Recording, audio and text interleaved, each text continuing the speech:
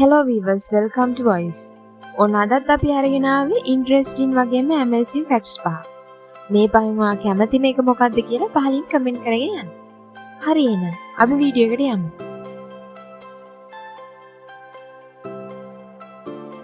බැරි වෙලාවෙවත් ඔයා වලහෙට්ට අහු වුණා. දැන් අහන්න එපා අපි ඇයි වලහෙට්ට අහු වෙන්නේ කියලා. මම මේ කතාවට කියන්නේ. දැන් ඔයා වලහෙට්ට අහු වෙන්න යන්නේ. ඔයා ඉන්න හරිය ඇලක් ගඟක් කො මුහුදක් තියෙනවා. ඉතින් දැන් ඔයා හිතනවා මම වතුරට බැහැලා පීනලා උගෙන් බේරෙනවා කියලා. ඇත්තට මේක කරන්න පුළුවන් වැඩක්ද? මගෙන් ඇහුවොත් නම් පොඩ්ඩක් විතර ඩවුට් තමයි. ඒකට හේතුව වලහෙට්ට මයිල් 60කට වඩා අධික දුරක් විවේකයක් නැතුව පීනන්න පුළුවන්ලු. ඒ විතරක් නෙමෙයි. සාමාන්‍ය මිනිස්සෙක්ට පැයට මයිල් 2ක් 3ක් වගේ වේගයකින් තමයිලු පීනන්න පුළුවන්. හැබැයි වලහෙට්ට පැයට මයිල් 6ක් වගේ වේගයකින් පීනන්න පුළුවන්ලු. දැන් හිතන්න එපා මම එහෙනම් දුවලා බේරෙනවා කියලා. ඇයි කිව්වොත් මැක්සිමම් මිනිස්සෙක්ට පැයට මයිල් 27.8ක් වගේ වේගයකින් තමයිලු දුවන්න පුළුවන්. හැබැයි වලහෙට්ට පැයට මයිල් 35ක වගේ වේගයකින් දුවන්න පුළුවන්ලු. ඇඟේ සයිස් එකට නෙමෙයි වැඩ මිනිහගේ.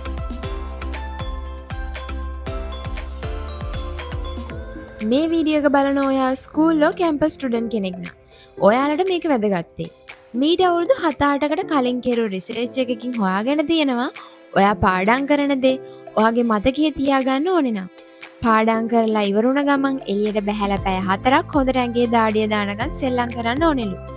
ඒ විදිහට කරොත් ඔයාගේ long term memory එකේ ඔයා පාඩම් කරුව හැම අකුරක් ගන්න ස්ටෝර් වෙන්න තියෙන හැකියාව වැඩිලු. ඒ විතරක් නෙමෙයි. ඔයාගේ memory power එකත් දෙගුණයකින් වැඩි දියුණු වෙයි. ඒ වගේම ඔයාගේ long term memory එක වැඩි දියුණු කරගන්න ඕනේ නම් දවසට එකපාරක් හරි කෝපි බොන්න ඕනෙලු. චෙරි වගේ පළතුරු ಜಾති කන්න ඕනෙලු. නැත්තම් ටීචර් සර් කියන දේ හොඳට අහුම්කන් දීලා ඒ දේ අපේ memory එකේ ස්ටෝර් කරගන්න ඕනේ නම් chewing gum එකක් කටේ දාගෙන කන්නලු. මේ අතරින් වැදගත්ම දේ තමයි brain එකට rest එකක් දෙන්නලු. ඒ කියන්නේ නිදි මරාගෙන පාඩම් නොකර හොඳට නිදාගෙන නැගිටලා පාඩම් කරන්න.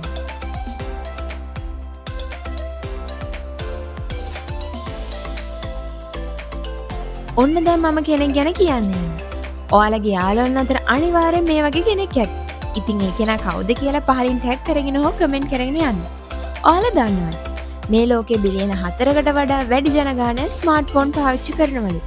හැබැයි බිලියන 3.5කටත් වඩා අඩු ජනගහනයක් තමයිලු ටූත් බ්‍රෂ් එක කියන්නේ දත් බුරුසු පාවිච්චි කරන්නේ.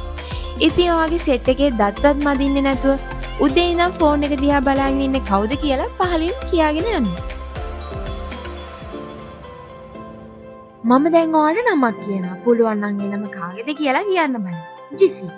මේක තමයි නම. දැන් ඔයාලට තප්පර 10ක් දෙන්නම් පුළුවන් නම් කියන්න.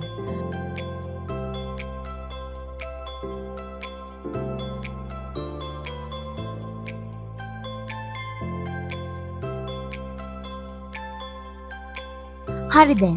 ඔයාලගෙන් ගොඩ දෙනෙක් හිතාගෙන ඇත්තේ මේ නම බල්ලෙක් පූසෙක් සුරතල් සතෙක්ගේ නමක් කියලා. හැබැයි ඒක නෙමෙයි ඇත්ත. ජීවි කියන්නේ වෙලාවක්. ඒ කියන්නේ unit of time. unit of time කියන්නේ අපේ ඔරලෝසුවේ පෙන්වන පැය, විනාඩි, තප්පර. ඉතින් තප්පරයට අඩු ටයිම් එකක් තමයි ජීවි කියන්නේ. සිංහලෙන් මේ වචනේ තේරුම මොනවද කියලා මම හරියටම දන්නේ නැහැ. හැබැයි ඒ වචනේට පොඩ්ඩක් සමාන වෙන වචනයක් අපි හැමෝම අපේ එදිනදා ජීවිතේදී පාවිච්චි කරන චුට්ටක් කියන වචන. චුට්ටක් කොහොම ඉන්නේ? මම තව චුට්ටකින් ඔතනට එනවා. අන්න ඒ වගේ.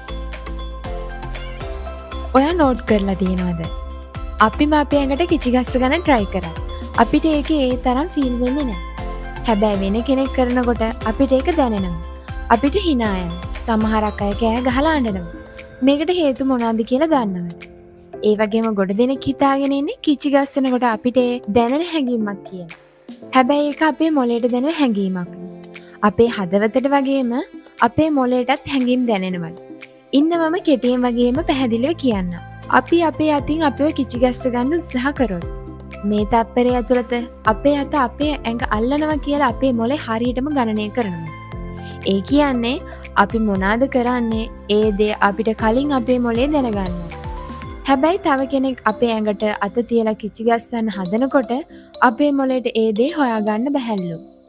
ඒ කෙනා අපේ ඇඟට අත තියලා කිචි ගස්සනකොට අපේ මොලේට ඒ දේ සර්ප්‍රයිස් වගේම ෂොක් එකක්. ඉතින් ඒ සර්ප්‍රයිස් ඇන් ෂොක් එක තමයි අපි කිචිගස්සනවා කියන්නේ. හරි ළමයිනේ, වෙනද වගේම ඔන්න අදට අපි අපේ වීඩියෝ එක මෙතනින් ඉවර කරනවා. තවත් අලුත් වීඩියෝ එකකින් මුණ ගැහෙමු. මේ වීඩියෝ එකට කැමති නම් අපිව ලයික් කරන්න, කමෙන්ට් කරන්න, ෂෙයා කරන්න. Facebook එකෙන් බලන අය අපිව ෆලෝ කරන්න. YouTube එකෙන් බලන අය අපිව subscribe කරලා bell icon එක on එකේ තියාගන්න. හරි එහෙනම් අපි ගිහින් එන්න. God bless you. Bye bye.